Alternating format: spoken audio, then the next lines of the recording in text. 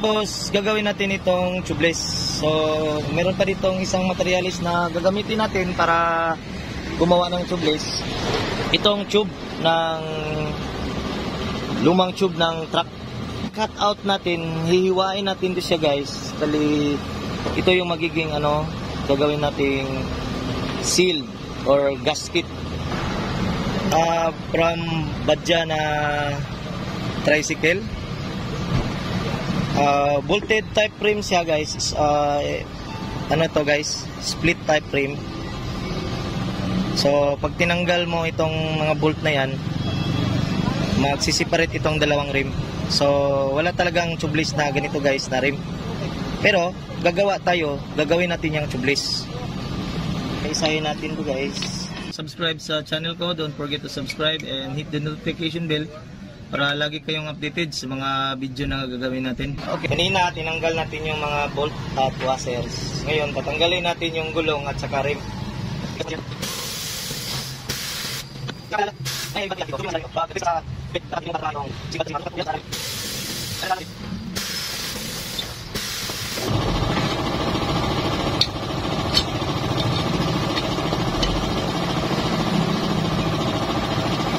So ngayon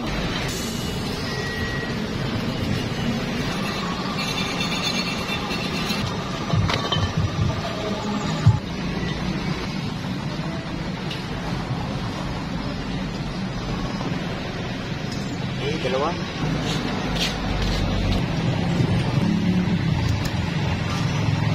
So okay guys, nagawa na natin yung gasket.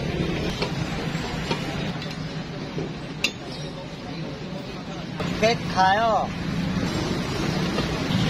Try natin, dalawa lang gasket. Okay, next step is kabit natin itong steam valve.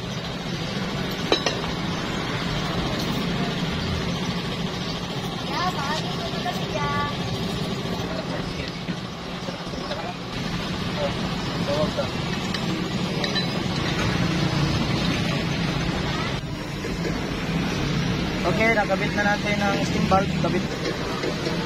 Diretso na natin to. Wala nang atrasan to. Bigyan muna natin ng tire sealant. Tire sealant guys. Ano lang ito guys ha? Starts lang yun guys. Kabit natin. Wala nang tube yun ha.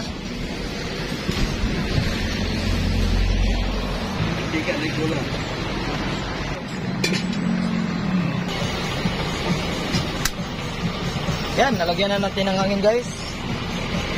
Wala na pong tube yan. I-test natin sa tubig. Buong rim at saka gulong, wala na po siyang leaks. Importante ang tubig kasi ito yung maghalo sa cornstarch sa loob ng gulong.